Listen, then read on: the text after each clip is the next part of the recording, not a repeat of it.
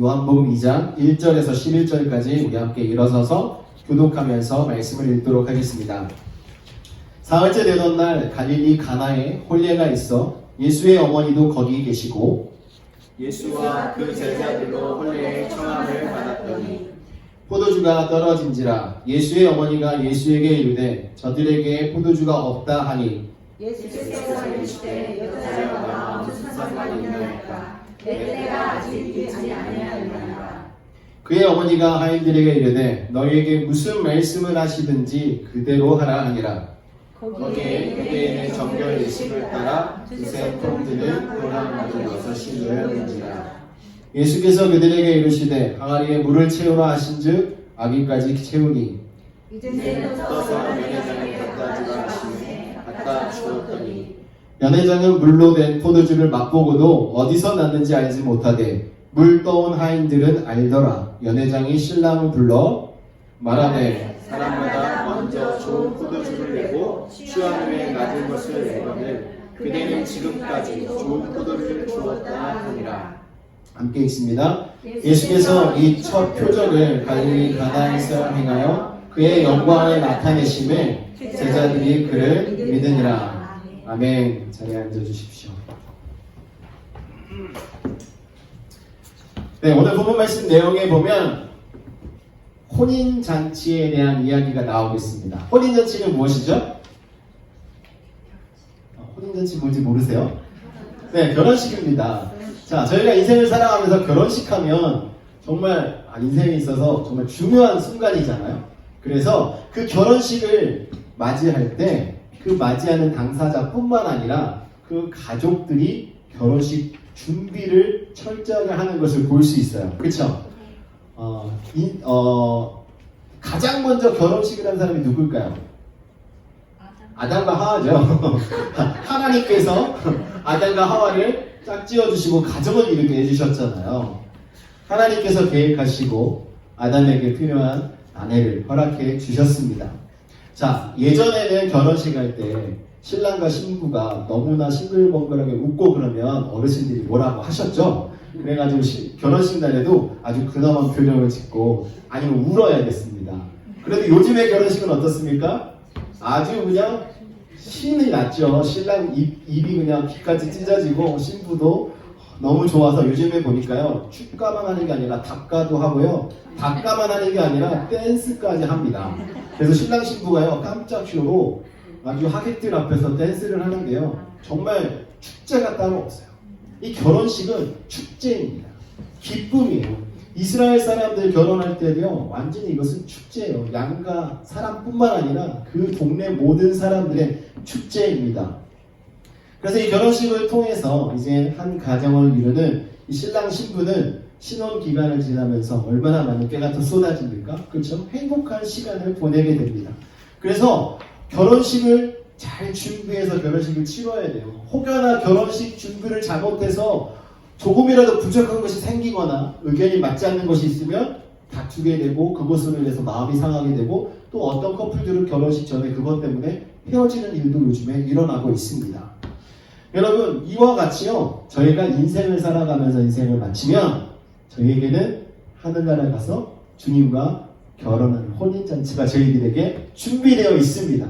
그러면 여러분 이 땅을 살아갈 때 어떻게 살아가야 할까요? 결혼식 준비를 잘하면서 살아야 되지 않겠습니까? 신랑을 맞이하게 될 신부들인데 단장을 잘하고 오늘날로 이야기하면 혼수 준비를 잘해놔야 되잖아요. 근데 그것이 무엇이겠습니까? 이 땅에서 저희가 하나님의 말씀대로 순종하며 살아가는 겁니다. 하나님의 말씀을 지키며 살아가는 것이 주님을 만나는 그날을 준비하며 살아가는 거예요. 만약에 주님 만나는 그날 저희들이 합당한 준비를 하지 못하면 어떻게 돼요? 그 말씀은 믿지 않고 이 땅을 살아가는 것을 이야기하는 거예요. 예수님을 믿지 않고 이 땅을 살아가다가 보면 죄를 짓게 되고 그 죄로 인하여서 주님 앞에 설 수 없게 될 수도 있다는 것입니다.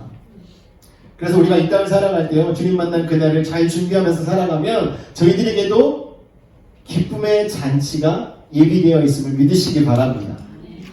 오늘 본문 말씀에 보면요 이렇게 기쁨의 잔치, 축제와 같은 이 잔치날에 아주 큰 사건이 생깁니다. 그 사건이 뭐냐면 포도주가 떨어졌어요. 이스라엘에서 이 결혼식을 할 때 포도주가 떨어지는 것은요, 축제, 결혼식 때 상상할 수 없는 일입니다. 그러면 모든 흥이 깨지는 거예요. 결혼식을 하다가 축제를 벌이다가 그냥 사람들이 다 돌아갑니다. 그러면서 도대체 누가 이 혼인을 주관했길래 이런 일이 생기는 거야? 이런 이야기를 하게 되는 것입니다. 또 오늘 말씀 속에 나와 있는 이 가나 혼인잔치의 이 표적, 말씀 속에서 표적이라고 이야기하잖아요. 이적이라고 표현하지 않습니다. 다른 데는 기사와 이적 이렇게 표현하잖아요. 미라클로 표현하지만 오늘 말씀은 사인입니다. 예수님이 하나님의 아들 되심을 나타내는 사건인 거예요. 자, 이렇게 기쁨의 날에 예수님께서는 그곳에 계셨습니다. 그곳에 계셔서 그들의 필요와 그들의 어려운 문제를 해결해 주시는 이 은혜를 오늘 말씀을 통해서 보여주고 있어요. 예수님께서 이 땅에서 육신의 몸을 입고 오시고 살아가시는 그 삶의 순간 속에 사실은 오늘 이 가나 혼인잔치의 이 사건이 예수님께서 직접 베푸신 첫 번째 기적입니다. 첫 번째 표적이에요. 그래서 너무나도 중요합니다. 또 어떤 목회자는요, 새로운 목회지를 부임해 가면 꼭 이 설교를 한다고 얘기하더라고요. 왜냐하면 예수님께서 첫 사역을 시작하셨던 거기 때문에 그 마음을 가지고 자신도 사역에 임하고 싶다라고 이렇게 표현을 하더라고요. 자, 이렇게 잔치집에 포도주가 없어져서 그 안에 있는 사람들의 흥이 깨지려고 할 때 예수님께서는 그들의 문제를 해결해 주셨습니다. 이것을 오늘날 저희들에게 비춰서 이야기한다면 무엇이냐면요, 우리가 항상 기쁨으로 인생을 살아가고 있다가 때로는 절망하고 슬퍼하고 낙심할 때가 올 수도 있다라는 거예요. 그 순간에 과연 우리는 어떠한 자세를 가져야 하겠습니까? 정말 예상치 못한 순간에 일들이 생기지 않습니까? 지난 주말에 보면 한국 이태원에서 있었던 사건을 보세요. 누가 그렇게 많은 사람들이 죽게 될 줄 알았겠습니까? 아무도 예상하지 못했습니다. 우리의 인생이 이와 같아요. 그렇기 때문에 예수님께서 우리의 인생 속에 오셔서 우리와 함께 하시면 이 가나 혼인잔치에서 예수님께서 일하셨던 것처럼 분명히 저희들의 삶 속에서도 일하실 줄 믿습니다. 그러므로 사랑하는 성도 여러분, 이러한 기쁨의 잔치를 맛보기 위해서 과연 우리는 어떻게 해야 하는가? 그것에 대해서 오늘 말씀을 나누려고 합니다. 첫 번째는 예수님을 초청해야 합니다. 예수님을 초청해야 돼요. 1절과 2절 말씀을 함께 읽습니다. 시작. 사흘째 되던 날 갈릴리 가나에 홀례가 있어 예수님의 어머니도 거기 계시고 예수와 그 제자들도 홀례의 청함을 받았더니, 여기 보면 사흘째 되던 날이라고 시간을 명시하고 있습니다. 언제부터 사흘째 되는 날이냐면요, 예수님이 나다나엘을 만나고 나서부터 사흘째 되던 날이에요. 예수님이 어디서 나다나엘을 만났다고 말씀드렸습니까? 지난 시간에 유다에서 만났다고 말씀드렸잖아요. 유대 땅, 그죠? 근데 지금 사건이 일어난 곳은 갈릴리예요. 그래서 예루살렘에서 갈릴리까지 예수님께서 이동하는 시간이 기록되어 있는 것입니다. 이동하셨고 이제 갈릴리로 오셔서 이제 거기에서 홀례의 청함을 받게 되었어요. 이때 제자들과 예수님이 함께 청함을 받았는데요, 이 초청한 사람이 누구냐에 대한 이야기를 사람들이 할 때 어머니가 그 지역에 살고 있으니까 어머니의 친척 중에 한 사람이 결혼하기 때문에 초청을 받았을 것이다 라고 이야기하는 분도 계시고요. 또 어떤 분은 요한복음 21장 2절 말씀에 시몬과 베드로와 디두모라 하는 도마와 갈릴리 가나 사람 나다나엘과, 이 나다나엘이 가나 사람이었습니다. 이 지역 사람이었어요. 며칠 전에 나다나엘을 만났잖아요. 그래서 나다나엘부터 초청을 받아서 같이 가지 않았을까, 이런 생각도 하고 있습니다.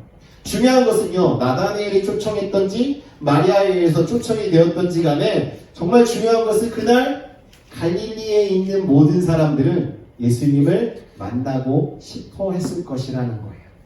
왜 그러냐면 세례 요한이 예수님께 세례를 베풀고 그때 일어났던 사건에 대한 소문이 분명히 퍼져 있었기 때문에 그렇습니다.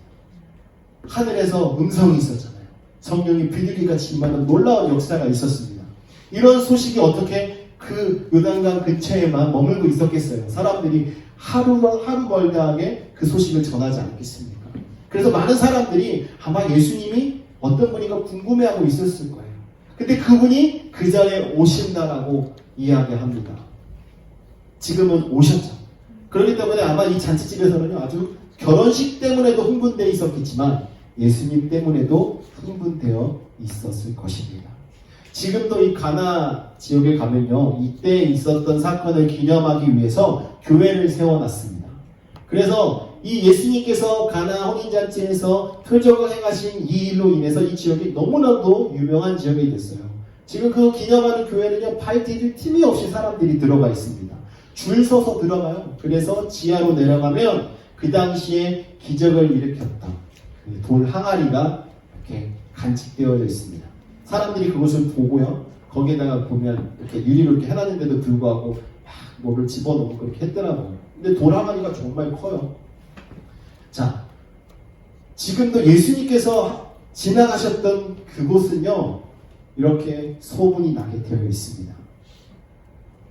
한 가지 분명한 것은 예수님을 초청하는 잔치마다 이와 같이 소문이 나고 기적이 일어나고 예수님을 초청하는 곳마다 중요한 장소가 됩니다.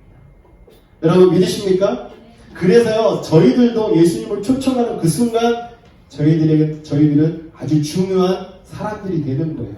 어떤 사람입니까? 요한복음 1장 12절 말씀에 보면 영접하는 자, 곧 그 이름을 믿는 자들에게는 하나님의 자녀가 되는 권세를 주셨으니 우리는 예수님을 초청함으로 말미암아서 하나님의 자녀가 된 줄 믿으시기 바랍니다. 여러분, 예수님을 모시고 살아가는 자가 하나님의 자녀입니다. 그렇기 때문에 무엇을 하든지 어디에 있든지 어떤 상황 속에 있든지 저희들은 예수님을 초청하면서 살아가야 해요. 예수님을 모시고 살아가야 하는 것입니다. 예수님이 저희와 함께 하시면요, 근심 걱정할 필요가 없습니다. 문제를 만나도 그 문제로 인하여서 주저앉을 필요가 없습니다. 우리와 함께 하시는 그 주님께서 가나 혼인잔치에서 기적을 일으키셨던 것처럼 저희들에게 동일하게 역사하실 것이기 때문에 그렇습니다. 사랑하는 성도 여러분, 여러분의 인생의 주인이 누구십니까? 우리의 인생의 주인은 오직 예수 그리스도 한 분이세요. 우리 하나님을 우리의 마음속에 모시고 살아갑니다. 예수님을 우리 마음속에 모시고 살아가면 그분께서 우리의 주인이 되어주셔서 모든 것을 감당해 주시고 인도해 주시고 책임져 주시는 거예요. 예수님을 초청하십시오. 여러분의 인생 속에, 여러분의 가정 안에, 여러분의 직장 속에, 여러분들이 만나는 사람들과 그 만나는 그 미팅 가운데 주님을 초청하십시오.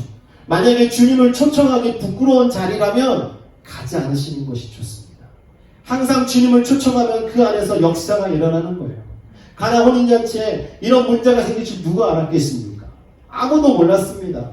연회장이 세워져서 이 연회를 준비했기 때문에 잘 준비되었을 거라고 생각했을 거예요. 그러나 그런 상황 속에 문제가 일어났을 때 예수님이 그곳에 계시니까 답이 있는 거예요. 우리가 예수님을 초청하고 예수님을 모시고 살아가면 우리는 답을 가지고 살아가는 인생이 되는 겁니다. 여러분, 예수님을 초청하십시오. 여러분의 삶의 주인으로 예수님을 초청하는 그 순간 여러분의 인생 속에 예수님이 일하시는 순간이 일어나게 되는 것입니다. 두 번째로 우리가 기쁨의 잔치를 누리기 위해서는요, 예수님께 기도해야 합니다. 어느 잔치에도, 어떤 가정에도, 어떤 공동체에도 문제는 존재합니다. 그래서 우리는요, 어느 누구도 문제를 피해서 살아갈 수 없어요. 오늘 가나 혼인잔치를 잘 생각해 보십시오. 문제가 일어났을 때 예수님이 안 계셨나요? 예수님이 그 안에 계셨습니다. 예수님이 계셔도 문제는 일어날 수 있다는 거예요. 하지만 다른 점은 예수님이 계시지만, 예수님이 계실 때 문제가 일어났어도 다른 점은 그 문제를 해결할 분이 나와 함께 하신다는 거죠. 그래서 걱정할 게 없다는 거예요.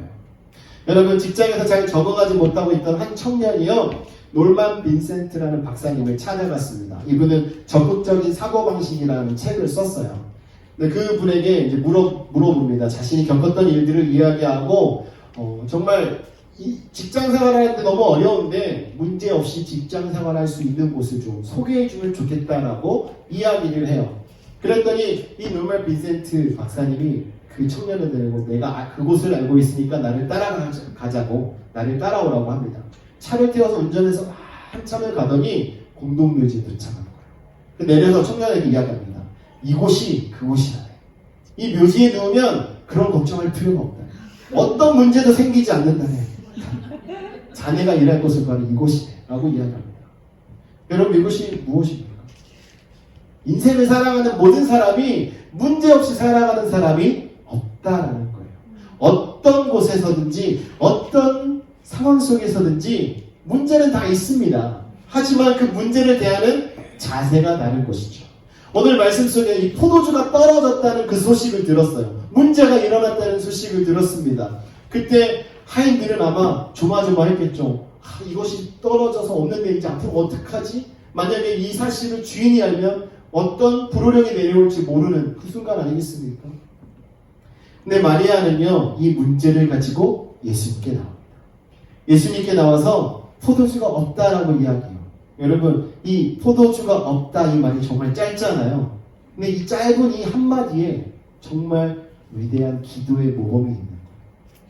어떤 문제도 주님께 고백하는 자세. 어떤 문제도 주님께 고백하는 그 믿음이 마리아에게 있었던 거예요. 그래서 사실 마리아는요, 기도의 모범을 보인 사람이에요. 기도를 들어주는 사람이 아닙니다. 그런데 혹 자들은 마리아가 기도를 들어준다고 마리아에게 기도하잖아요. 성모 마리아의 이름으로 기도하잖아요. 그렇지 않습니다. 기도를 했던 사람이에요. 문제를 가지고 주님께 내려놓았던 사람입니다. 우리가 착각하면 안 돼요. 사랑하는 성도 여러분, 여러분들에게 문제가 있습니까? 주님께 고하십시오. 마리아처럼 아주 간단하게 한마디로만 하셔도 됩니다. 여러분의 문제를 고백하십시오. 그리고 난 이후에 마리아가 하인들에게 뭐라고 이야기합니까? 너희에게 무슨 말씀을 하시든지 그대로 하라. 이것도 기도하는 사람의 자세예요. 기도를 했다면 이루어질 줄 믿어야 하는 거예요. 기도해놓고 믿지 않으면 그 기도는 헛된 기도입니다. 믿음 없이 드리는 기도입니다. 그러므로 여러분의 상황이나 여러분의 문제를 예수님 앞에 예수님께 예수의 이름으로 구하시는 분들이 되시기를 주님의 이름으로 축원합니다. 이렇게 예수님께 자신의 문제를, 지금 이 혼인잔치의 문제를 아랬던 마리아에게 예수님께서는 이런 대답을 하세요. 4절에 보시면 여자여 나와 무슨 상관이 있나이까? 지금 이 일어난 일이 나와 무슨 상관이 있습니까? 라고 이야기하고 있어요. 그런데 사실은 이 여자여 라고 말하고 있는 분이 누구예요? 어머니 아닙니까? 그래서 어느 분들은 예수님이 너무 버릇없이 자신의 어머니한테 여자여 하는 거 아니냐 라고 말씀하시는데요. 사실은 여기서 말하고 있는 이 여자여라는 말은요, 그 당시 최고의 존칭으로 이야기하는 거예요.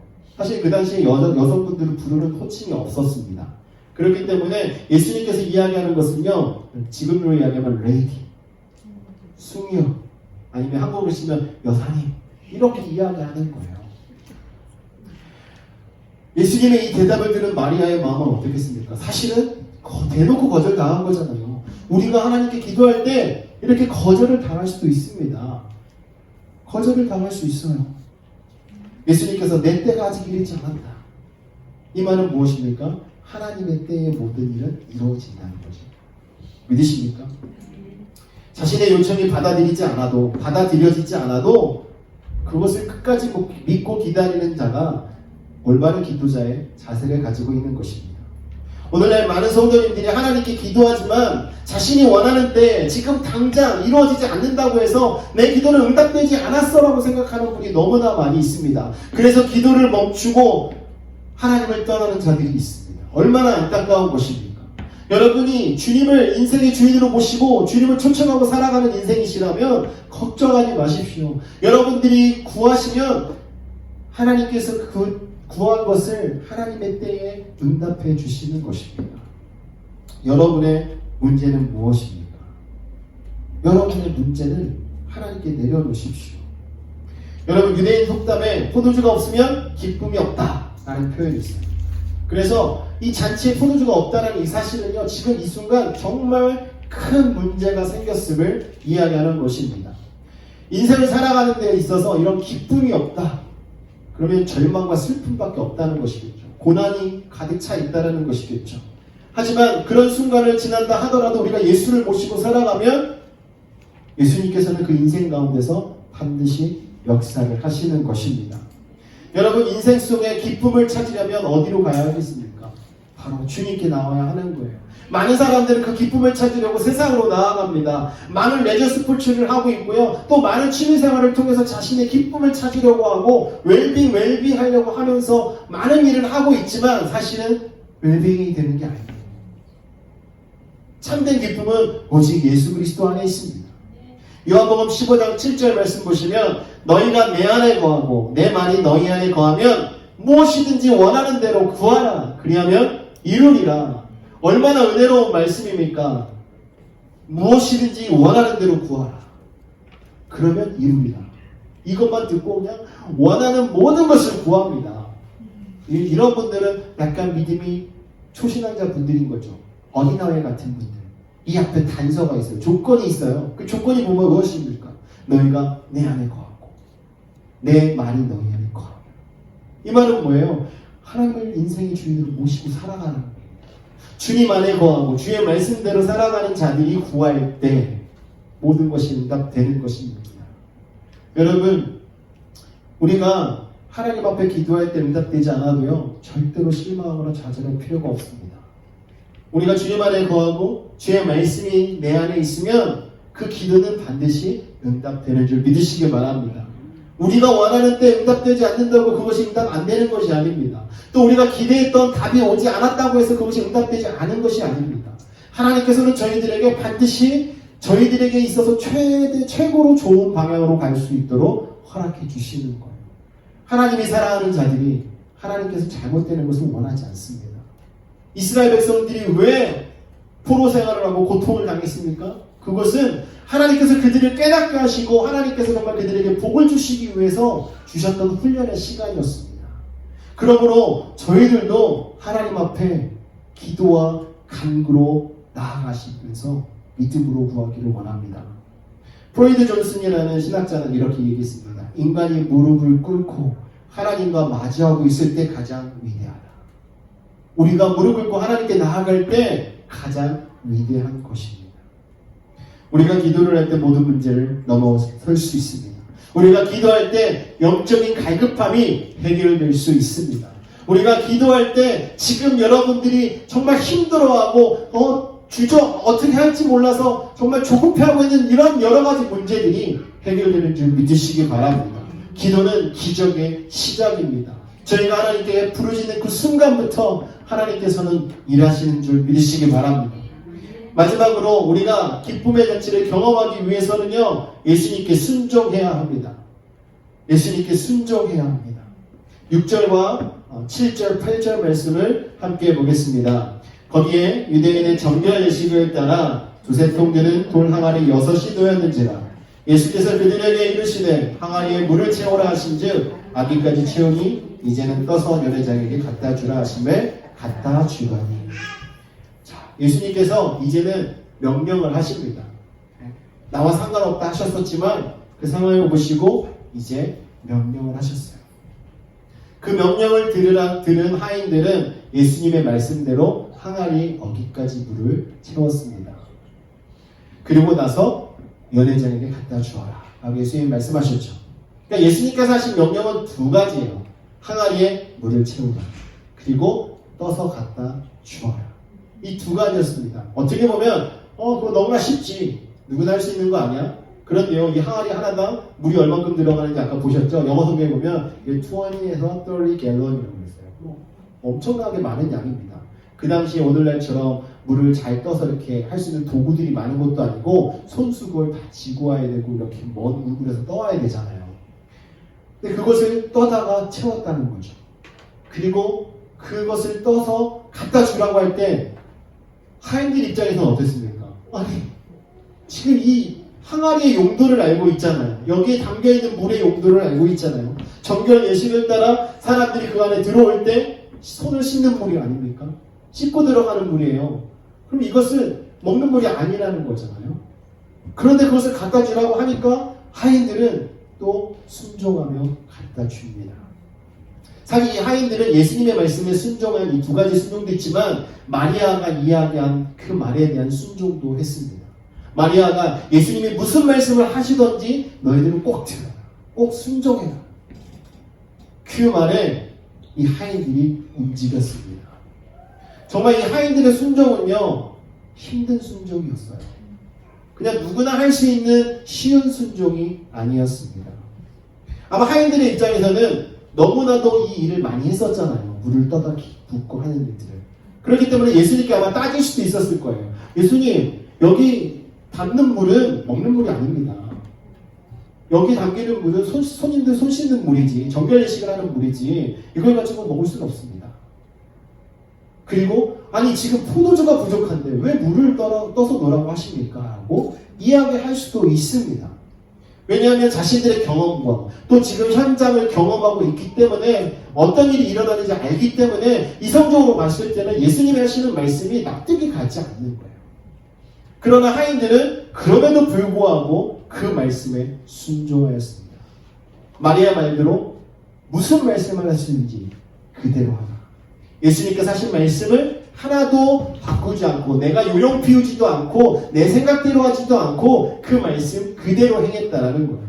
9절 말씀 보겠습니다. 9절 보시면 연회장은 물러낸 포도주를 맛보고도 어디서 났는지 알지 못하되 물 떠온 하인들은 알더라.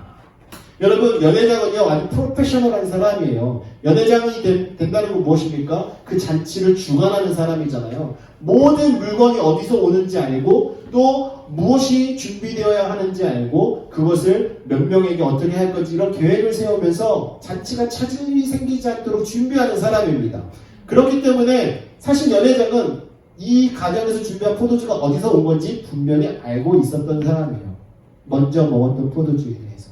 그런데 지금 새로 가지고 온 포도주를요 맛을 봤는데 도대체 이것이 어디서 왔는지 모르는 거예요.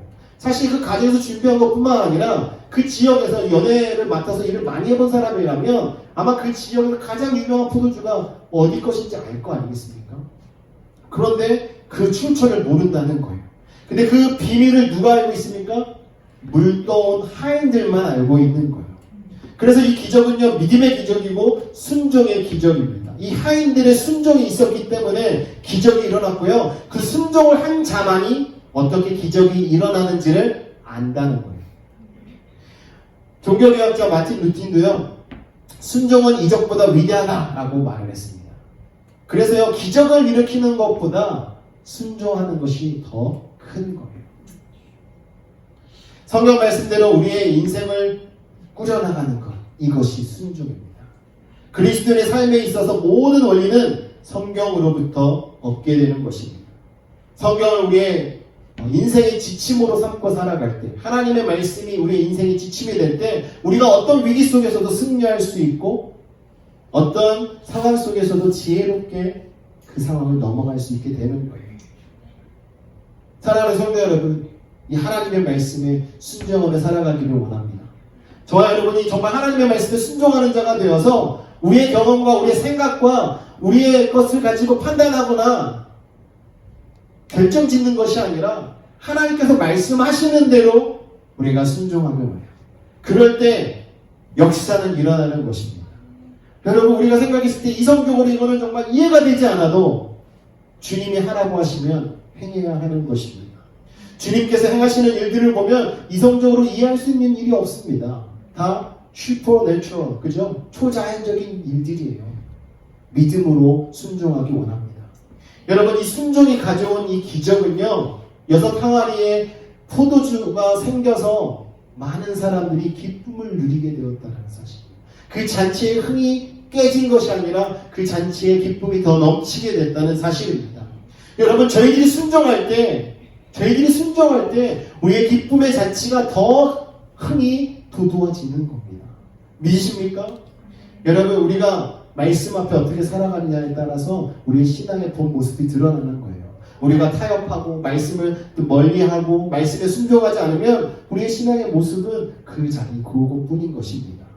고난과 어려움이 와도 그 문제를 가지고 주님께 나아가고 주님께서 말씀하실 때 그 말씀에 순종하고 나아갈 때 역사는 일어나는 것입니다.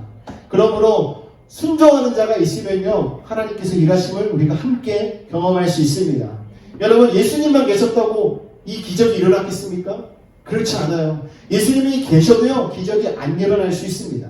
만약에 마리아가 주님께 이것을 알리지 않았고 하인에게 뭐라고 이야기하지 않았더라면, 또한 하인이 예수님의 말씀에 순종하지 않았으면 이 기적은 일어나지 않았습니다. 그렇기 때문에 이 가나 혼인잔치에서 중요한 것은요, 순종입니다. 저와 여러분이 주님 앞에 순종할 때 이 기적의 역사가 일어나는 줄 믿으시기 바랍니다. 사랑하는 성도 여러분, 저마다 역할이 다 달라요. 누구는 하인과 같이, 누구는 마리아와 같이 일해야 합니다. 기도에 힘쓰고 또 정말 우리가 몸으로서 솔선수범해서 순종하는, 헌신하는 이러한 역할도 감당해야 합니다. 가장 중요한 것은 주님께 간구하고 주님의 말씀에 순종하는 거예요. 주님을 저의 인생의 주인으로 초청하며 주님을 모시고 살아가는 것입니다. 그렇게 살아갈 때 우리의 인생은요, 정말 기쁨의 잔치처럼 날마다 즐거워하며 주님께서 주시는 그 평강 안에서 행복하게 살아갈 수 있게 되는 것입니다. 11절 말씀 보면 이렇게 이 기적의 역사를 정리합니다. 예수께서 이 첫 표적을 갈릴리 가나에서 행하여 그의 영광을 나타내심에 제자들이 그를 믿으니라. 여러분, 이 사건을 통해서 주님께서는 영광을 나타내셨습니다. 여러분, 저희들이 주님을 모시고 살아가면서 주님의 말씀을 순종하면요, 그것을 통하여 주님의 영광이 드러나는 줄 믿으시기 바랍니다. 여러분, 주님의 영광을 나타내기를 원하신다면 하나님의 말씀에 순종하십시오. 여러분, 주님께 기도와 간구로 믿음으로 나아가기를 원합니다. 그러면 주님께서 반드시 이 가나 혼인잔치에서 일어났던 이 역사를 우리의 인생 속에서도, 저희 교회 가운데, 이 지역 가운데, 이 나라와 민족 가운데 동일하게 일으켜 주실 줄 믿으시기 바랍니다. 주님께 순종하는 것이 기쁨의 시작입니다. 여러분, 이 시간 기도할 때요, 주님을 우리의 삶의 주인으로 이 시간 초청합니다. 주님께서 저희들에게 찾아와 주시고 저희들이 믿음으로 주님께 기도와 간구로 나아가는 기도자가 되게 하여 주시옵소서. 또한 하나님의 말씀에 순종하는 자가 되기를 원합니다. 하나님의 말씀을 듣고 저희들의 이성과 저희들의 경험으로 판단하는 자가 아니라 말씀 그대로 순종하며 정말 하나님 앞에 순결한 신부가 되어 하나님께 영광 돌리며 살아가는 귀한 인생들 되게 해달라고, 주님께서 주시는 그 기쁨으로 정말 천국잔치에서 그 기쁨을 누리는 주님의 신부가 되는 저희들이 되게 해달라고 이 시간 함께 주여 한번 부르짖고 기도하시겠습니다.